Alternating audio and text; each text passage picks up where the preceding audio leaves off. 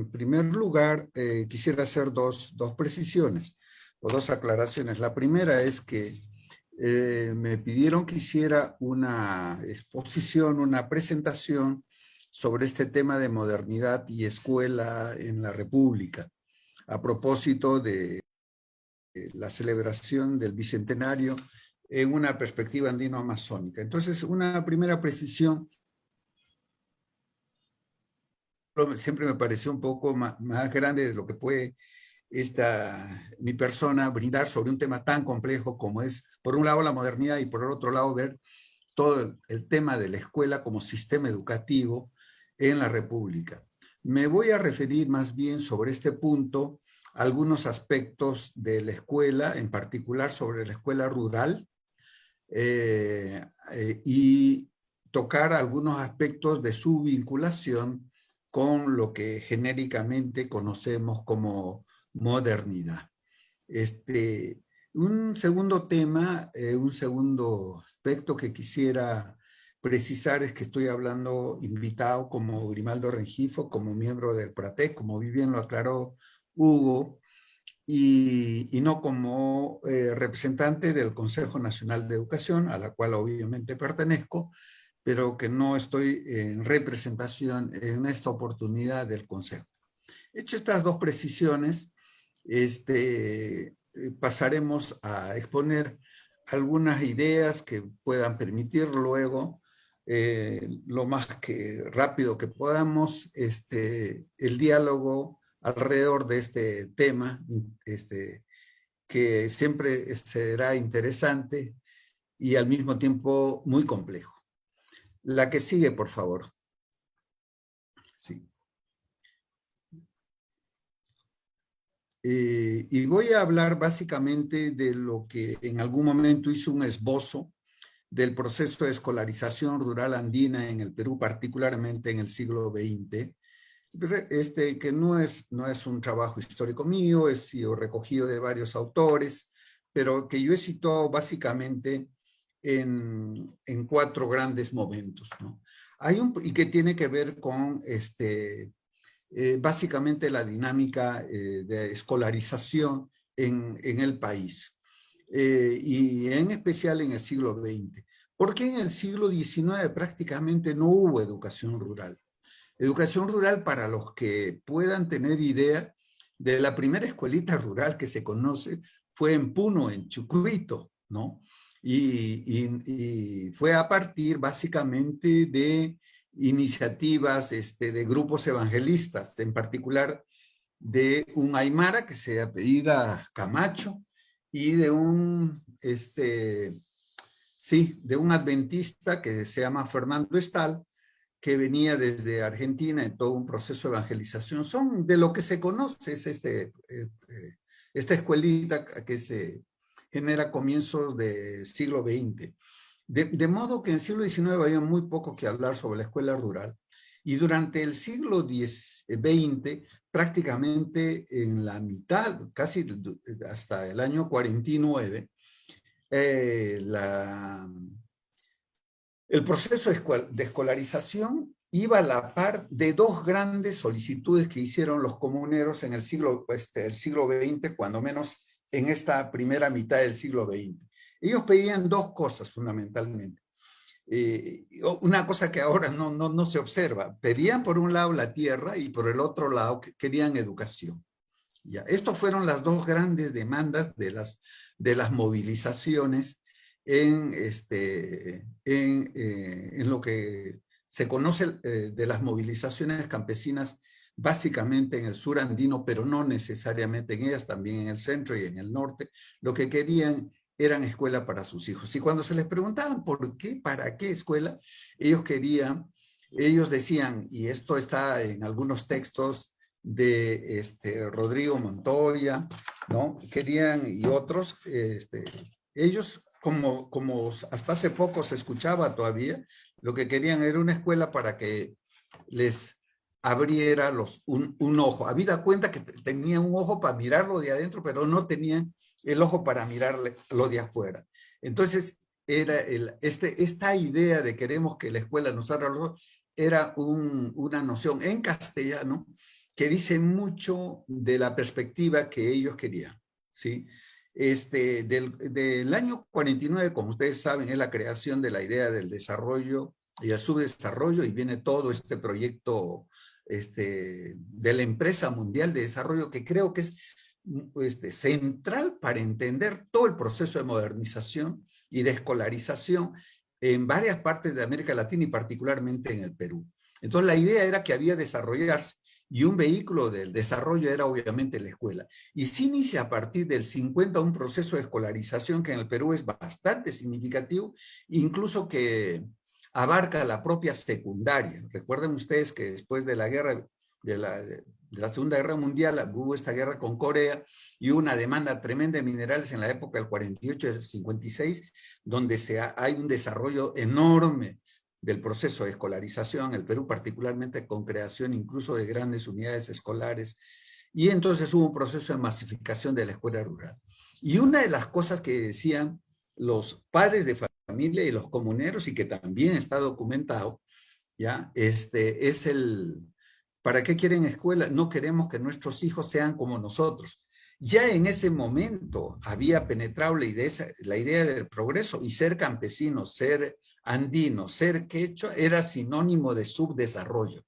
Entonces, los comuneros no querían que sus hijos fueran como mi padre decía, yo no quiero que mi hijo sea subdesarrollado. No entendían muy bien qué significaba eso, pero que obviamente era una carga de estigma de lo que significaba primitivo, subdesarrollado, incipiente, y entonces eso no querían para sus hijos. Entonces, muchas veces nos mandaban a la escuela para nuestros padres, y decían a todo el mundo, yo no quiero que mi hijo sea comunero como no, yo no quiero que sea campesino como yo, quiero que sea algo diferente, quiero que sea profesional.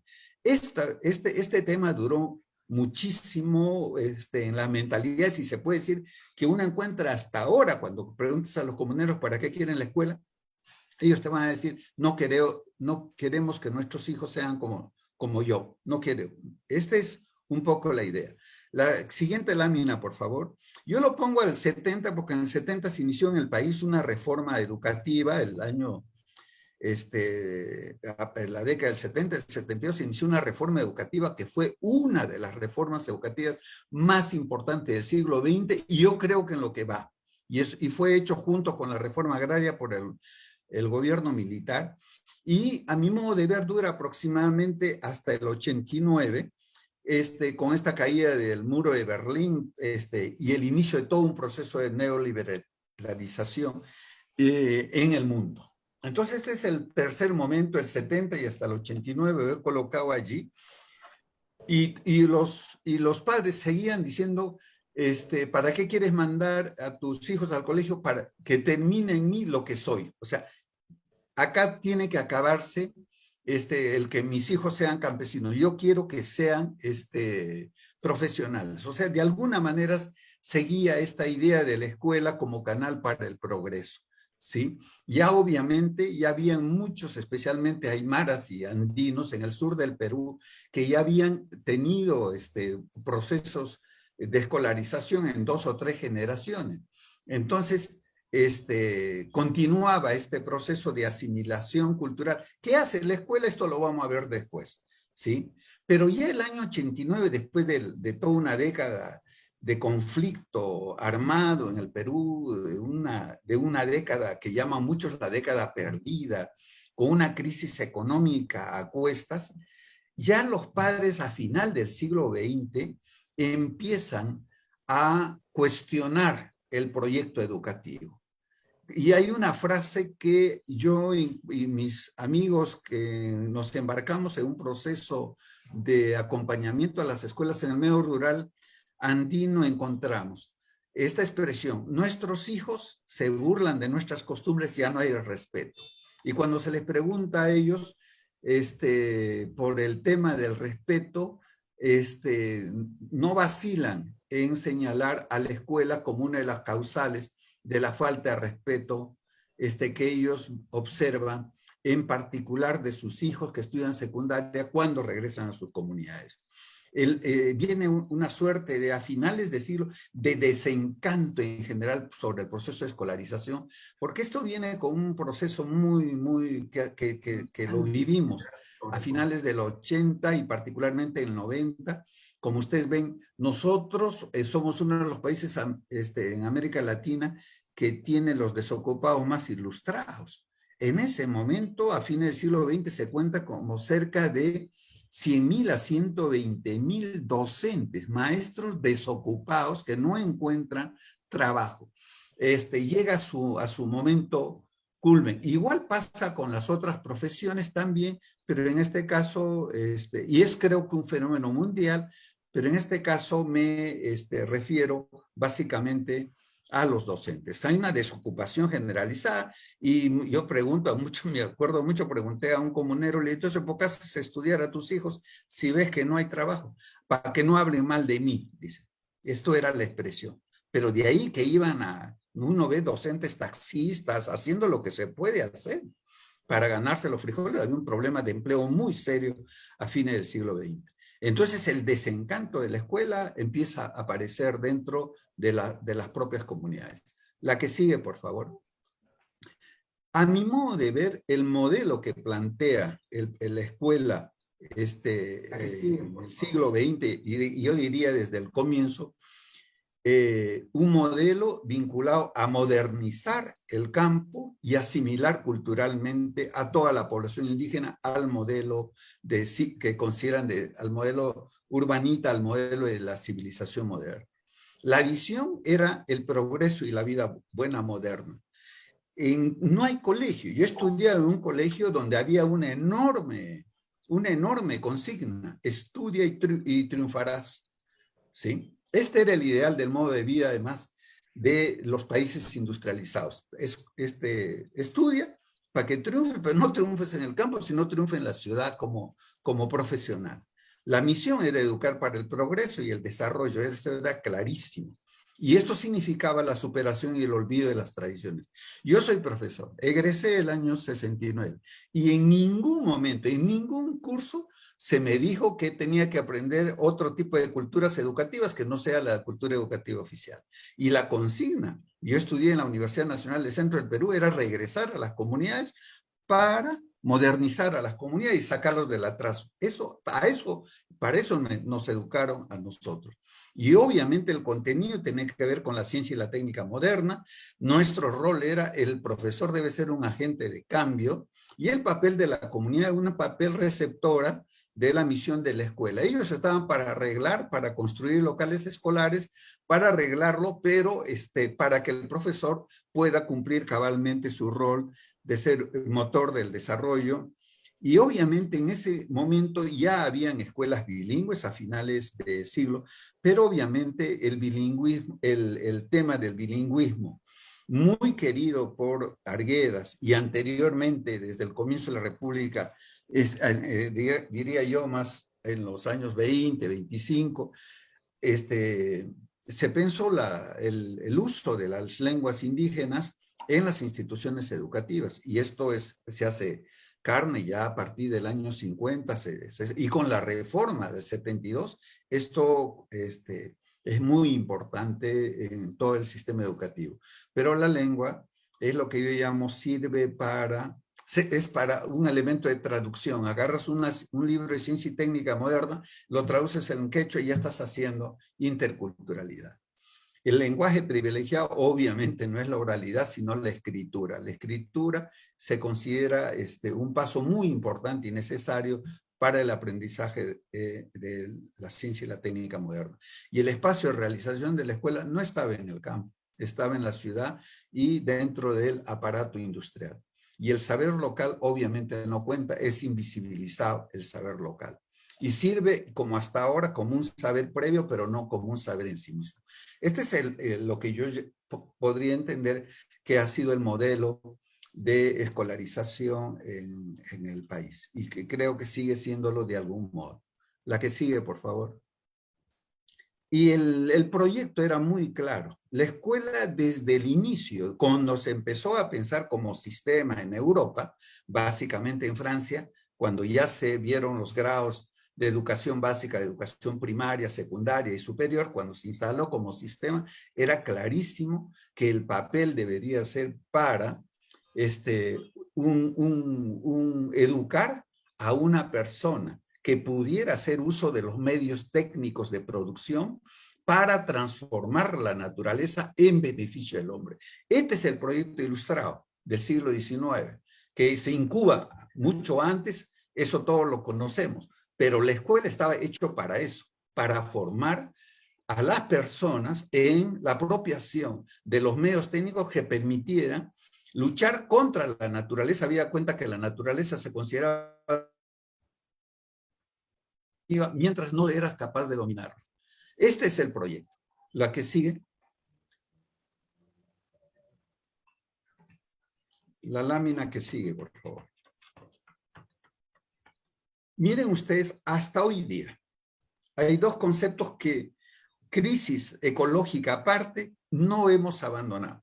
Ustedes van a un texto de ecología, de ciencia y tecnología, de la educación primaria y la educación secundaria y la educación superior, van a encontrar hasta ahora la noción de explotación de recursos. Yo todavía estudié explotación de ganado vacuno, explotación de ovino, explotación de la naturaleza. A partir del año 92, con la conferencia de Río, dijeron muchos, oye, esa palabra es muy dura, aunque hoy día todavía se dice, vamos a explotar nuestros recursos naturales. Todavía se habla, ¿no? Pero ya otros hablan de manejo, de manejo. Y la naturaleza, como ustedes saben, desde fines del siglo XIX, comienzo del siglo XIX, ya se transforma en recursos. Y todito el currículo. Vayan ustedes. Yo recuerdo una reunión, vean ustedes, la naturaleza es recursos naturales. ¿Sí? Esto es el proyecto que está en la modernidad, educar a una persona para que domine la naturaleza, para que lo maneje. Los adjetivos de sostenible, sustentable que le han colocado no han modificado la esencia de educar a alguien que maneje la naturaleza.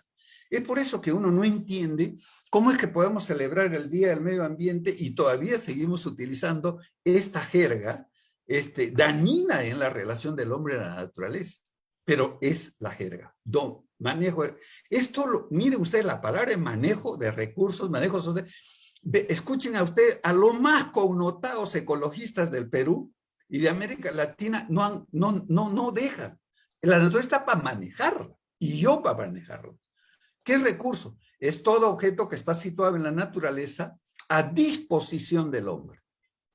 Esta concepción ha permeado todita las escuelas de agronomía, de forestales y biología, ¿sí? Y van a ver ustedes, no miento, escuchen a un ecólogo y va a hablar de manejo de recursos. Le coloca la palabra sostenible, pero él no puede dejar de no manejar, porque para él, eso es el proyecto educativo moderno. La que sigue, por favor.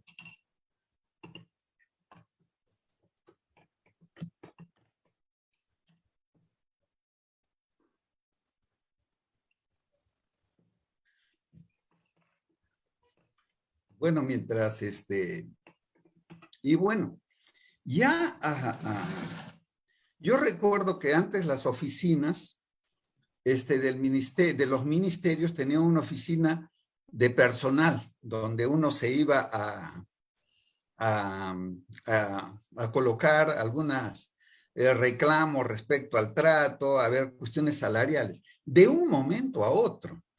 Y no debe de tener más de 40 años, las oficinas de personal se han transformado en oficinas de recursos humanos. Fíjense ustedes, el proyecto de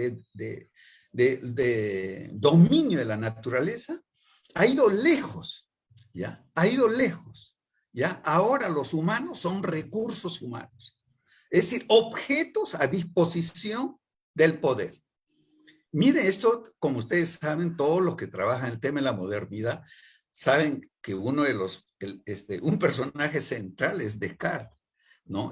Planteó la separación entre la cosa pensante y la res extensa, la cosa que está fuera de la naturaleza. Y planteó desde el comienzo la primacía de la mente sobre el cuerpo, ¿no?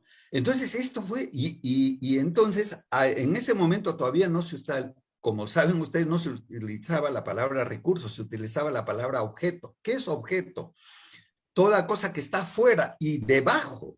Ob es afuera y hacer es que está debajo de uno. ¿Sí? Entonces, todo el proyecto es de ver objetos. Allí donde había cosas, los griegos llamaban cosas, en la modernidad se llaman objetos. No, es todo aquello que está afuera y debajo, que yace debajo de la persona. ¿Sí? Entonces, luego vino, como muy bien nos ilustró Vandana Shiva, a finales del siglo XIX la noción de objeto cambia recursos. El capitalismo necesitaba modificar el lenguaje para poder intervenir en la naturaleza.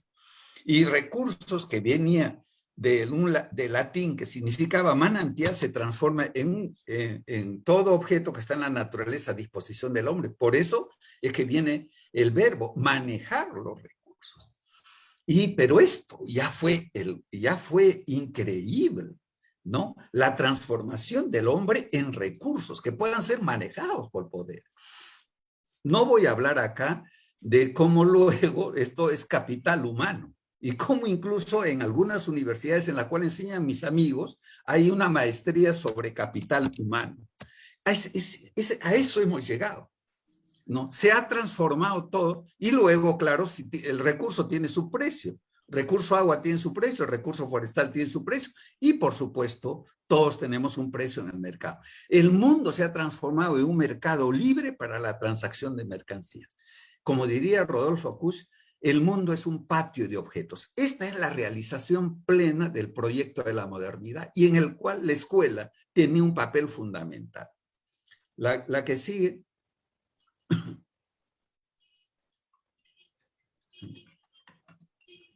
Y bueno, ustedes saben, ¿no? Es clarísimo. La modernidad necesitaba que el cuerpo fuera un mecanismo, ¿no? Para poder intervenir en ella.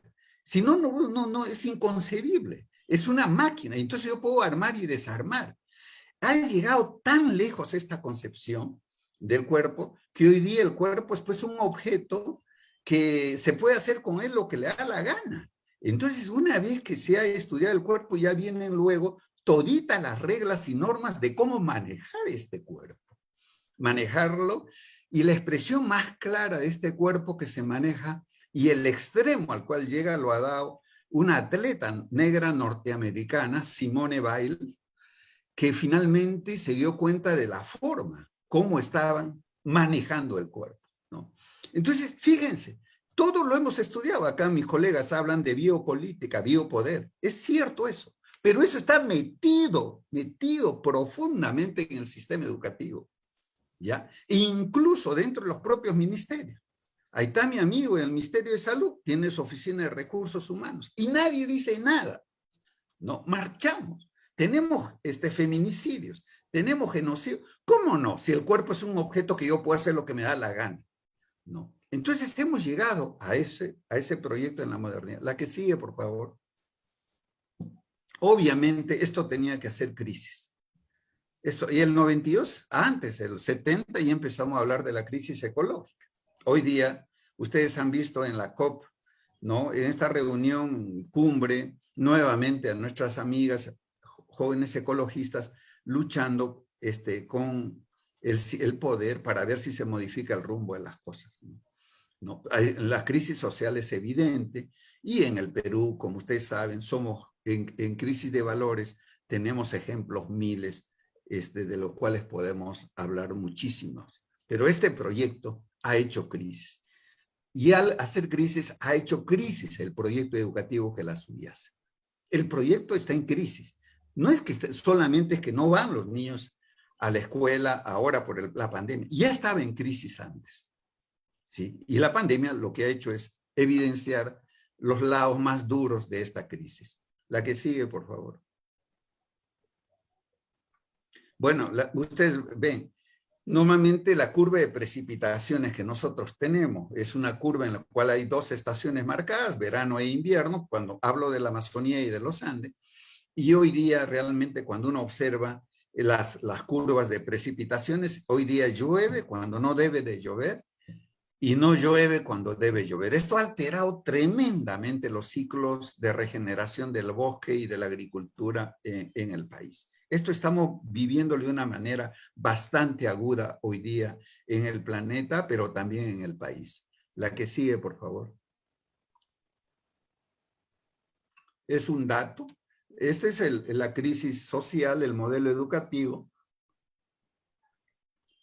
de 100 peruanos que entran, 74 terminan primaria, 69 comienzan la secundaria, 49 la concluyen, 38 postulan a la universidad, 11 ingresan, 6 logran graduarse y de estos 4 se titulan y el 0.5 obtienen trabajo. Entonces, este es un trabajo que se hizo el IPP, el Instituto Peruano, y esto era el 2004, pero la tendencia ha seguido siendo la misma. Hemos tenido mejoras significativas en estos 20 años en lo que respecta a educación secundaria, pero la exclusión sigue. Y esto es clarísimo hasta ahora. Tenemos un grupo de, diría yo, 8.5, y contando los universitarios, tendríamos unos 10 millones de estudiantes, pero tenemos otros tantos fuera del sistema. Fuera del sistema. Y es junto con la división de clases que estudió, hoy día también esta división de clases, acaso, una de las más oprobiosas que hay de división en el país. La que sigue. Y obviamente en crisis de valores, como decía yo, la corrupción en este país y lo que estamos pasando, el racismo, la xenofobia, ¿no? La misoginia, instalada en el país y que ha hecho carne y lo hemos vivido, es signos de que no va bien las cosas, ¿no? Y en el medio rural los padres se quejan cuando regresan estos jovencitos a la comunidad, ya desprecian, ¿no? Y se burlan de las costumbres de los padres, ¿no? Estamos a ese nivel, estamos en el país con este proyecto. La que sigue. Y esto es la crisis de la construcción, pues, de un solo mundo, ¿no? Hay que excluir a todo aquel que no se parece, ¿no? Y las culturas son indígenas, antoandinas, son subalterizadas.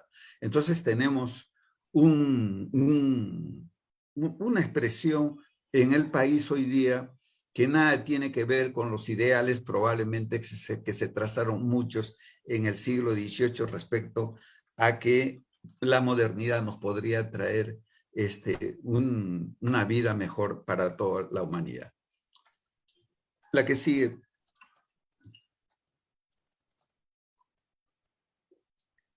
Se han ensayado alternativas. Yo he colocado 3. Una de mis amigos ilichianos, que en particular Gustavo, Esteba y todos los que están vinculados a este proyecto de las universidades de la tierra.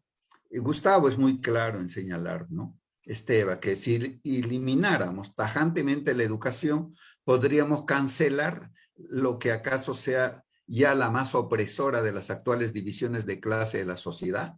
Dice, al mismo tiempo podríamos enriquecer nuestras capacidades autónomas de aprendizaje. Dice él, la educación es una de las principales fuentes de desigualdad e injusticia en la sociedad actual. Esto no es de ahora, lo que dice él es desde que se inició el proyecto, hasta estamos en el siglo XXI y sigue siendo una de las fuentes de desigualdad. 9.300.000 están fuera del sistema y 10 están dentro de la caja. Pues tenemos en cuanto al Perú, tenemos esta figura. A finales del siglo XX, la UNESCO juntó alrededor del primer ministro de Lors a una cantidad impresionante de gente, porque obviamente ya veían todo el proceso de exclusión del sistema y juntaron a un montón de gente. Y se elaboró un texto que se llama La educación encierra un tesoro. Y hablan de 4 pilares en los cuales debe asentarse cualquier proyecto educativo. Aprender a hacer, aprender a ser, aprender a aprender y aprender a convivir. 4 pilares. Están dentro del proyecto de Delors. Sin embargo, y esto también lo escribe mi colega Jorge Ichizawa, se privilegió uno de los pilares, ¿no? Y entonces, en la introducción, Delors habla mucho de que cada niño, donde quiera que esté, pueda acceder de manera adecuada al razonamiento científico y convertirse para toda la vida en un amigo de la ciencia. Con esto, prácticamente invisibilizó, no digo sepultó, toda la posibilidad de un proyecto educativo en el siglo XXI que fuera amable con las tradiciones, ¿no? Y este proyecto, yo le he colocado el nombre de adaptación cultural y modernización de las mentalidades, ¿no? Y lo que digo, fíjense, está respaldado luego por la OCDE, los países europeos desarrollados, que han elaborado, que han, digamos, trabajado en un sistema de evaluación internacional que todo el mundo lo conoce con el PISA, como PISA, ¿sí? Para evaluar todo el proyecto, porque es a partir del siglo XIX, fines del siglo XX y comienzos del siglo XXI, donde hay dos materias que tienen que ver con la abstracción que se privilegiaron. Estos son comunicación integral y lógico-matemáticas, ¿sí? Y entonces, quien no aprobaba estas materias, obviamente era desaprobado, con el cual la curva de exclusión social de aquellos que no se avenían al sistema se profundizó. Y todo este proyecto fue financiado por todos los organismos de cooperación internacional. En el caso del Perú, a comienzos del siglo XXI, el sistema educativo recibió apoyos del Banco Mundial para apoyar todo este proyecto. Quiero pasar muy rápidamente a la tercera alternativa.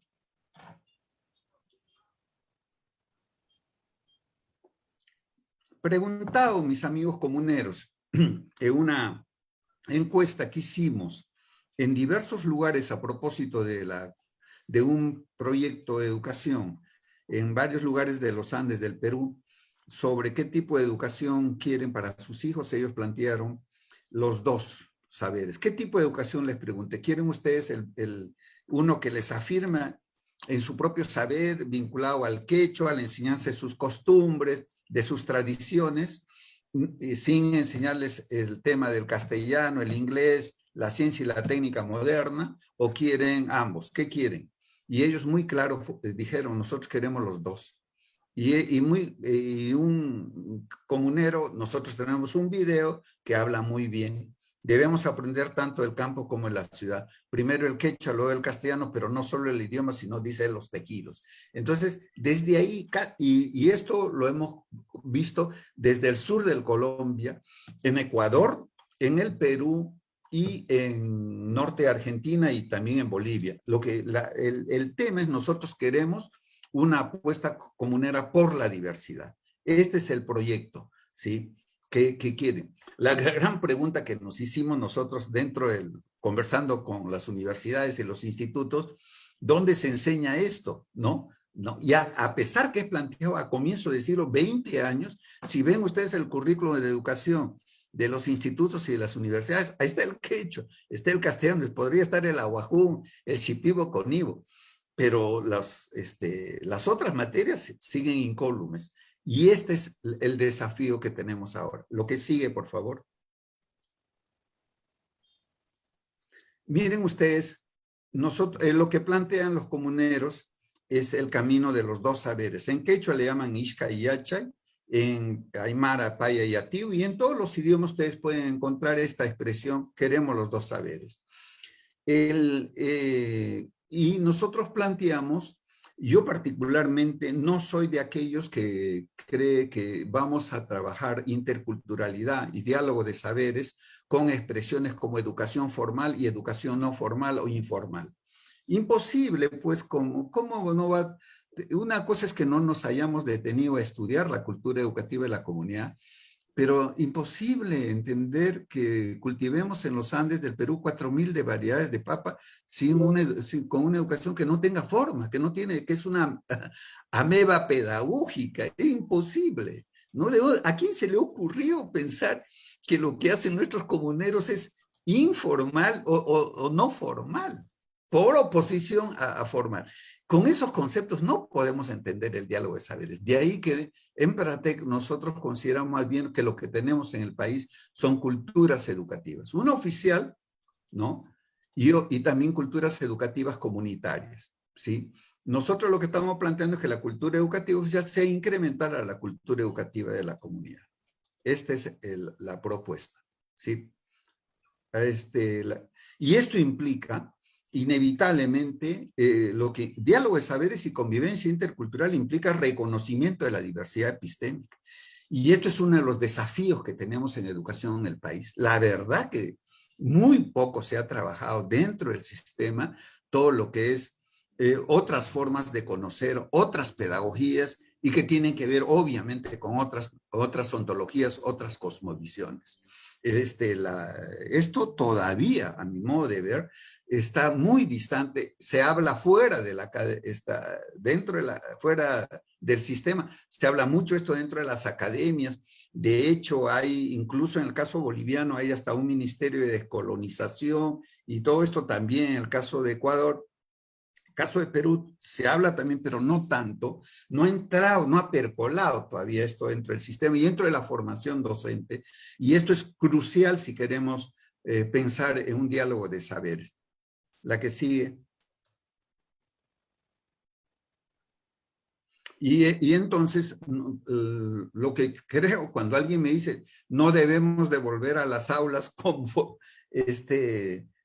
ahora, es de la misma forma como lo hemos hecho antes, entonces la impresión que tenemos, es mucho de nosotros, es que tenemos que replantear todos los fines del proyecto educativo de la modernidad. Y anclarlo en este concepto de buen vivir, ¿no? Que significa cuidar la casa común. Para esto, obviamente, no creo que solamente una tradición educativa es importante. Acá requerimos de todas las tradiciones, todas las culturas educativas, ¿no? Para poder emprender una tarea de restauración de la casa común. La que sigue. Sí. En Perú tenemos 55 pueblos indígenas que hablan 48 lenguas originales. Tenemos una tercera parte de la población que se adscribe a una tradición ancestral lingüística en el Perú. Tenemos un 60% de personas que se dicen mestizas, tenemos casi 1 millón de afrodescendientes, tenemos más de 1 millón de gente que se dice blanca y en general nosotros lo que tenemos es pluralidad cultural en el país, ¿sí? La que sigue. Y obviamente tenemos una pluralidad de culturas educativas. Y lo que ahora estimamos es que lo que debe repensarse es un nuevo sistema, un nuevo ecosistema de aprendizaje que implique un diálogo de culturas educativas. Dejar de estar hablando de formal, informal, no formal y formal y plantear todo el proyecto como diálogo de culturas educativas con tramas educativas que puedan generarse dentro de las propias comunidades, donde repensemos todo el sistema actual vinculado a una conectividad, a una comunicación que va de arriba del Ministerio de Educación hacia las escuelas rurales y plantear más bien una posibilidad de que haya una comunicación en sentido, también en sentido inverso, de abajo hacia arriba, donde los docentes diseñen programas y proyectos y experiencias de aprendizaje vinculados a los quehaceres y a las situaciones significativas que pasan los estudiantes en la comunidad, de manera de generar aprendizaje útil, de utilidad para la vida de los niños y niñas. La que sigue, por favor. Como decimos, cada cultura no solamente posee una singular lengua, sino modalidades de regeneración de saberes que permiten la recreación incesante de sus condiciones de vida y su cosmovisión. A nuestra diversidad cultural le corresponde una diversidad de culturas educativas, que es importante conocer, reconocer y plantear un diálogo en equivalencia. La que sigue, por favor.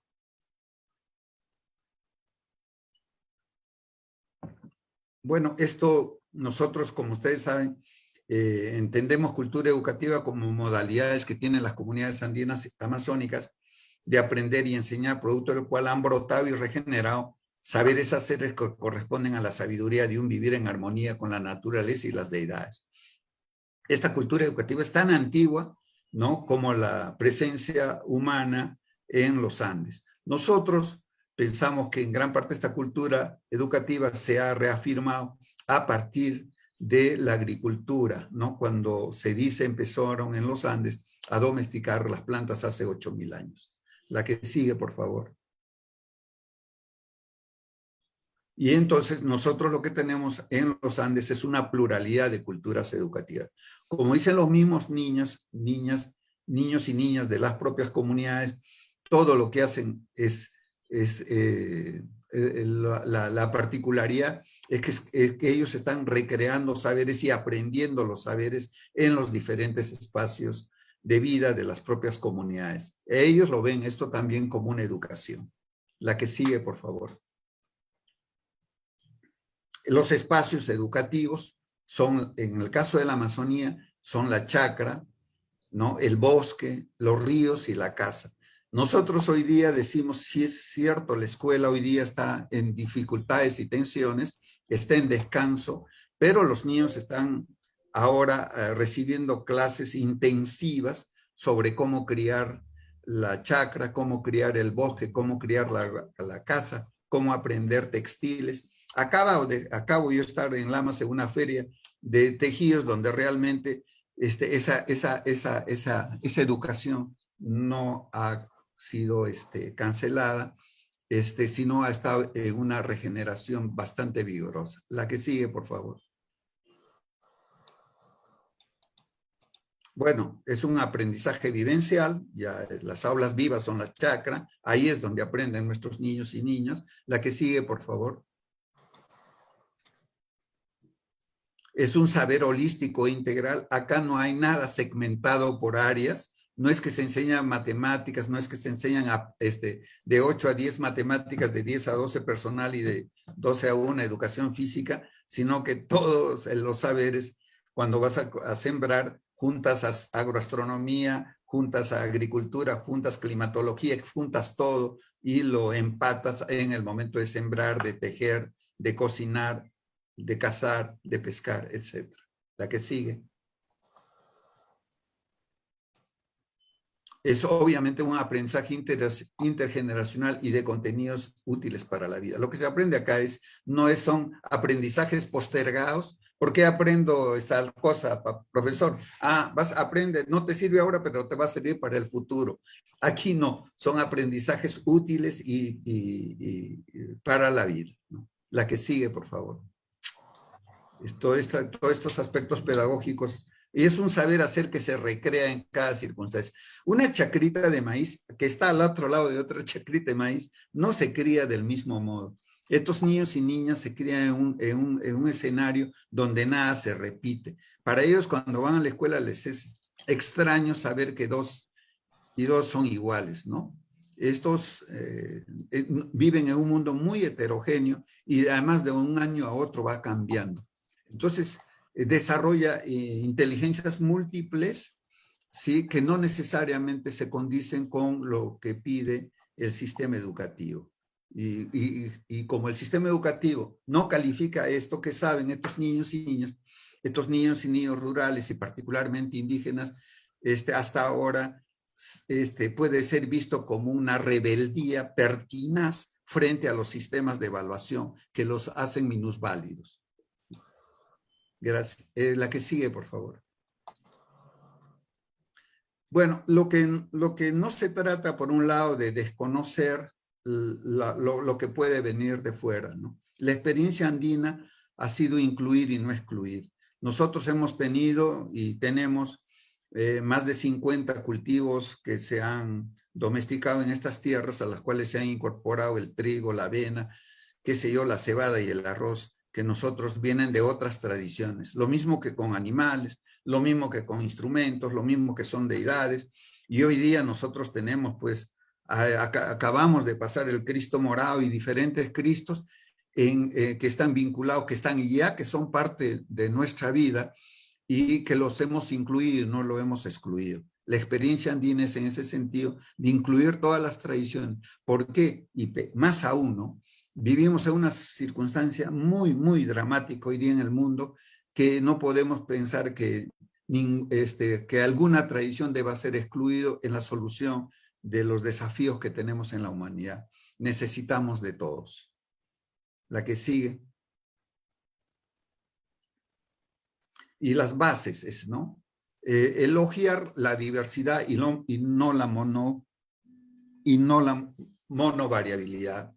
Nosotros necesitamos digerir la oposición que no nos hace bien, ¿sí?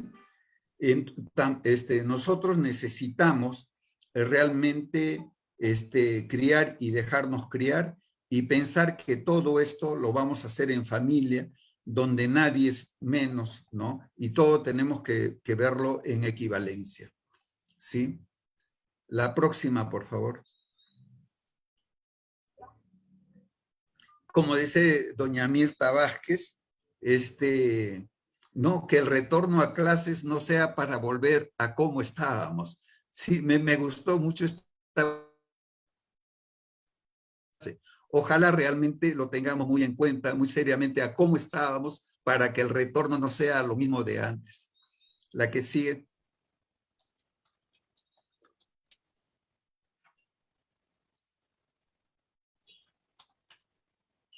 Muchas gracias, Hugo. Muy amable de vuestra parte.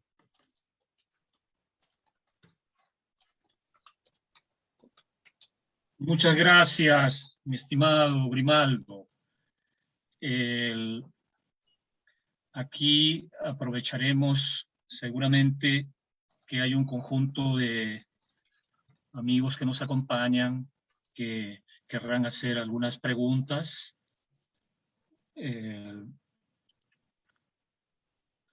Y desde ya lo que tal vez alguna de las inquietudes que más es una constante en estas reflexiones, del cual acabas tú de plantearnos, es justamente un tema que aborda en forma integral a lo que nosotros llamamos la educación tanto superior como la educación básica. Esta clasificación de básica y superior definitivamente se sigue abordando como si fueran ámbitos autónomos. Evidentemente, tu reflexión lo que nos estaría dando pie es para poder procesar una suerte de interpretación de la educación en su conjunto. ¿Es así, mi estimado Grimaldo? O sea, posibilita realmente mirarlo como una situación de conjunto, porque esta pregunta llevaría a una posible complementación, a preguntarse hasta dónde realmente el Ministerio de Educación representa a un sistema o simplemente ese ministerio está circunscrito a un ámbito a lo que muy bien lo has descrito. Mira, obviamente el sistema educativo como sistema atiende a, como le digo, a la mitad de la población en condiciones, digamos, de tener educación, ¿sí? Entonces, durante gran parte de lo que va del siglo XXI y ya desde más o menos la década del 60, 70, se hablaba de exclusión y de cerrar brechas educativas, ¿sí? Esto ha sido en cada reunión a nivel nacional o internacional se habla de cómo cerrar brechas educativas. Y la impresión que tenemos muchos, digamos, siguiendo a Iván Illich, es que el sistema es contraproductivo, como muchas de las cosas creadas en la modernidad. El transporte es una de ellas, ¿no? Cuanto más se desarrollan los sistemas de transporte, cuanto más, es muchísimo más la distancia y el tiempo que tú pierdes en ir de un lugar a otro. Tú creas la educación para que la gente pueda aprender, puedan todos aprender, y cuanto más desarrolla el sistema, te das cuenta que de 100 que entran, 4 personas se titulan en la universidad. A todas vistas el sistema es excluyente y deja en su desarrollo, es como una máquina centrífuga. Cuanto más velocidad desarrolla, más expulsa, ¿ya? ¿Y a quiénes expulsa hoy día? ¿A quiénes expulsa? No expulsa a los niños urbanitas de clase media, no expulsa a ellos, está expulsando a la población rural de las comunidades andinas y amazónicas, y particularmente a los indígenas de la Amazonía. Y ahí podemos conversar, ¿no? Entonces, la idea nuestra, muchos de ellos es, mira, los intentos por incorporar, yo estoy en una comisión de equidad e inclusión, ¿ya? Entonces, pensar que equidad es sinónimo de asimilación y no de respeto a la diversidad es un tema fundamental. ¿Me explico? Porque ahora lo que se está pensando, vamos a incluir, pero es el mismo proyecto que tú vas llevando a los shipibos, conigos, a los yines, a los quechuas y a los ahuajú, el mismo proyecto, pero cambiado en el idioma. Y traes a los mejores elementos de ellos, los pones en el 8º, 9º piso del Ministerio de Educación para traducir. Entonces traduces las matemáticas, quieres traducir el 1 de la tribu europea al hook del modo como entienden el número en nuestras tierras, ¿te das cuenta? Entonces, por eso considero que debe haber, mira, yo creo que hay que hacer esfuerzos del Ixcay adentro y afuera, ¿ya? No estoy planteando. Yo creo que adentro hay que hacer un esfuerzo enorme por reconocer la pluralidad de epistemes. No podemos seguir en este plan ahora, pero afuera también. Afuera también hay que hacer esfuerzos tremendos. Lo que nosotros hemos considerado es que ese de ir incorporando de gente de fuera, teniendo un sistema nacional de acreditación por el cual tienes que rendir los exámenes de adentro para la gente que está afuera, a mí me da la impresión que es interesante, pero es insuficiente. En estos 10 o 20 últimos años de educación básica alternativa, hay 350,000 personas dentro del sistema, pero la brecha, pero la necesidad son 9,5 puntos. Entonces, allí creo que lo que hay que reconocer son otras culturas educativas, otras formas de aprender y enseñar, que no necesariamente el sistema de currículo educativo oficial actual. Ese es, creo yo, abrirse a la pluralidad. Este es el desafío que hoy día tenemos.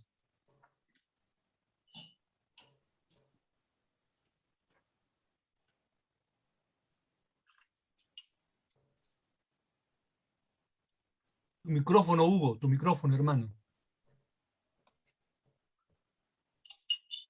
Disculpa, Grimaldo. Quiero leerte otra pregunta, por favor. ¿Sí? ¿Cómo no? Plantea lo siguiente. Considerando la importancia crucial de recuperar algunas claves de sentido de nuestra tradición civilizatoria andina amazónica, como el gusto por la diversidad, su cultivo gozoso, ¿cómo recomendarías hacerlo en nuestro ámbito educativo formal? En principio no me gusta utilizar la palabra formal, ¿no? Dirás en la cultura educativa oficial, ¿sí? Ya. Mira, se han hecho, en primer lugar, creo que hay que avanzar muchísimo en el tema de entender la interculturalidad como diálogo de saberes. Entonces yo creo que es importante incorporar la cultura de la papa, pero es sumamente importante entender la cultura de la papa. ¿Me explico? Si no incorporas la cultura de la papa, incorporas la papa y empiezas a ver qué cantidad de carbohidratos, qué cantidad de proteínas, qué cantidad de lípidos, qué cantidad de agua tiene. O sea, lo incorporas como un objeto sujeto a un análisis físico-químico. Pero cuando tú incorporas la cultura de la papa, tienes que entender la cosmovisión que hace al creador. Entonces tienes que entender otras dimensiones del saber que no son necesariamente eso. Y entonces, cuando hemos hablado acá nosotros de interculturalidad, hasta ahora es incorporar la papa, pero no la cultura de la papa. Entonces hemos reducido, ¿ya?, la papa a una expresión analítica de ver la papa y sus componentes y no ver las señas, el diálogo con la naturaleza. Fíjese, para cultivar la papa, un sembrador aymara, ¿sí?, ve 100 señas, 100 modos de ver cómo la naturaleza se expresa para saber si va a llover o no va a llover, dónde va a llover, qué tipo de papas poner, para saber si las siembras van a ser adelantadas o atrasadas. Es impresionante. Pero no solamente eso, hay todo el mundo de los rituales, etcétera, etcétera. Es decir, hay otra comprensión del mundo. Entonces yo tengo la impresión para la colega o el colega que ha hecho la pregunta, es que eso todavía, creo yo, que es un déficit en la formación del docente, tanto en el pregrado como en las capacitaciones que hacemos en servicio. La impresión, y creo que se necesita urgente en el Perú una colectividad que trabaje este tema de modo prioritario. Y no vayámonos con que informal y no formal. Trabajemos seriamente. Y mi impresión, te voy a decir con toda, de lo que conozco, Hugo, es que en el país sobre estas cosas necesitamos harta chamba, hartísima chamba. Y acá necesitamos de las manos de todos, porque no lo va a hacer un iluminado. Acá lo tenemos que hacer esto en Ayllu, ¿sí? Esto es el tema, porque nosotros tenemos 3 desafíos y termino con esto, Guito. Conocer la modernidad, ¿ya? Conocer la modernidad, ¿ya? Esto es muy importante para nosotros. Nosotros nos vamos hacia afuera a estudiar nuestros grados, nuestros posgrados, y nos dan más de lo mismo. Pero no cuestionamos, como mucha gente lo hace en otros sitios, la propia modernidad, ¿sí? Entonces tenemos que, pero para cuestionar tiene que conocerla. La segunda cosa que tiene que conocer no solamente es quechua, hermano. Quechua también hablan estos políticos que hablan en plazas y después hacen lo que hacen. Hay que conocer nuestra cultura y eso significa hacer una reflexión, los docentes, una reflexión ontológica, epistemológica y pedagógica. Porque es distinto el aprendizaje de los niños y niñas en la chacra que dentro del aula. Y si no lo tenemos en cuenta, no podemos hacer ese empate. Y tercer desafío, y que los padres de familia te han dicho, nosotros no queremos ni uno, queremos todo, queremos la diversidad. ¿Cómo haces para pasar del HUC al uno de la tribu europea? Eso, te juro que no lo hemos trabajado mucho. Necesitamos, y estoy colocando un ejemplo, no te estoy colocando el cuerpo de mi abuela junto con el bendito cuerpo, con el esqueleto que está ahí planteado y todos los aparatos y sistemas que se llaman cuerpo humano y que están encerrados en una bolsa llamada piel y que pensamos que ese es el cuerpo humano. Por Dios, ese es el cuerpo autopsiado de la modernidad, pero no es el cuerpo de mi abuela. Entonces, el cuerpo de mi abuela no está allí. El otro sí está en quechua. ¿Cómo se dice cabeza está en quechua, ¿no? ¿Cómo se dice cabeza en quechua? Uma, etcétera, etcétera. ¿Cómo se dice mano, maqui? Pero es el esqueleto. Entonces yo creo que ahí necesitamos trabajar harto. Ahí Huguito, termino, ¿sí? Sí, no, gracias, estimado. Aquí hay nuestro amigo Tirso quiere hacer una pregunta y me pide que se lo abra realmente el micro. Adelante, Tirso. Gracias, Grimaldo. Buenas tardes. Hola, Tirso. Un placer y un saludo muy fraternal. Mira, en realidad lo que has presentado, ¿no? es con una gran apertura, como abrazando, ¿no? lo que se conoce, lo que está por conocerse. En ese contexto tú has hablado de otras formas de aprender y enseñar. Has hablado de la pluralidad y hay una cuestión que hablaste del cuerpo, ¿no? Y creo que allí, ¿no? Para los que no estamos cerca de la comunidad y no vivimos en la comunidad, ¿no? O sea, la comprensión del cuerpo en el mundo moderno es muy limitada, ¿no? Sin embargo, hay ciertos reconocimientos, ¿no? O sea, por ejemplo, vamos a tomar el caso muy puntual. Se dice que, o sea, de la capacidad total del cerebro solo utilizamos el 5%. ¿A dónde quiero ir con esto? Hay una cuestión que es fundamental. Mientras nosotros no conozcamos, y aquí paso a leerte algo que no sé si suscribes, pero me gustaría escuchar tu opinión. En el caso del ser humano, el ego superó sus propios límites naturales y se convirtió en un mecanismo de autodestrucción, extendiéndose y afectando al resto de la naturaleza. Y ahí está la modernidad, antes de la modernidad, y o sea, lo que sea, con el ego más allá de la modernidad. Por tanto, dice el señor César Teruel, el ser o la conciencia se revela por sí mismo, para sí mismo, con el fin de erradicar el ego y restablecer el equilibrio a todo el ecosistema. La eliminación del ego produce un cambio en el comportamiento del ser humano, llevándolo a un estado de armonía con el entorno. Sucede entonces que el viejo mecanismo de supervivencia basado en la competencia y la consiguiente violencia se transforma ahora en cooperación y convivencia. Y yo creo que, o sea, ahí Gustavo Esteva, Kusch, que los has mencionado, entre otros, ellos también se han abierto, ¿no?, más allá de las fronteras, ¿no?, en las cuales residen, ¿no? Y entonces, o sea, creo que ahí hay una gran posibilidad de explorar y reconocer de que fundamentalmente un derecho de nacimiento de todos los seres humanos es el ser o la conciencia. El asunto es de si estamos, o sea, despiertos y hemos develado, ¿no?, lo que es nuestra esencia fundamental. Y con eso se abre, o sea, una nueva posibilidad de ver todo: la agronomía, la economía, la educación, la medicina, etcétera, etcétera, etcétera. Eso es lo que yo quería expresar, Grimaldo. Muchas gracias por tu presentación. Gracias, Tirso.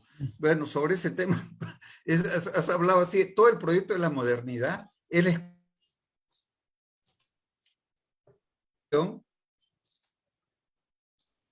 pero han ido más allá, expulsar la naturaleza que nosotros somos. Fíjate, una abuela acá, nosotros tenemos la yuca, y un día empezamos a cultivar la yuca y no entraba la nieta, una jovencita, y le digo, ¿por qué no entra? No, me dice, está con su menstruación. Fíjate, ¿no? Y la yuca está en flor.